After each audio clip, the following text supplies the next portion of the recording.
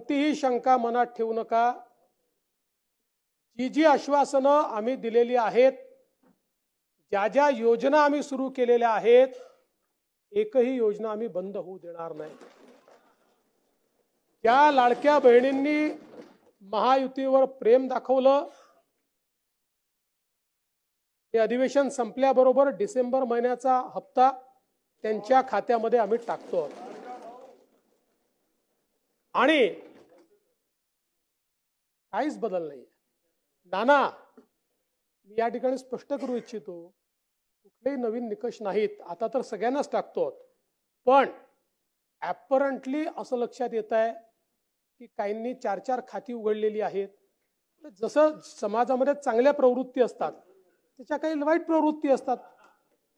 एखादी योजना जर चुकीच्या पद्धतीने कोणी वापरत असेल तर जनतेचा पैसा आहे, तुमची आमची सगळ्यांची जबाबदारी आहे की तो योग्य प्रकारे गेला पाहिजे। आता मागच्या काळात आम्हाला लक्षात आलं, माणसानीच 9 खाती काढली, आता त्याला लाडकी बहीण म्हणायचं कसं? पण लाडका भाऊ म्हणू शकत नाही, कारण बहिणींच्या पैशावर डल्ला मारतो तो लाडका भाऊ कसा? त्यामुळे असे जे आहेत, त्यामुळे शेतकऱ्यांच्या संदर्भात आम्ही दिलेली आश्वासनं असतील, युवांच्या संदर्भात दिलेली आश्वासनं असतील, ज्येष्ठांच्या संदर्भात दिलेली आश्वासनं असतील, समाजातल्या वंचितांच्या संदर्भात दिलेली आश्वासनं असतील, ही सर्व आश्वासनं या ठिकाणी आम्ही पूर्ण करणारच आहोत।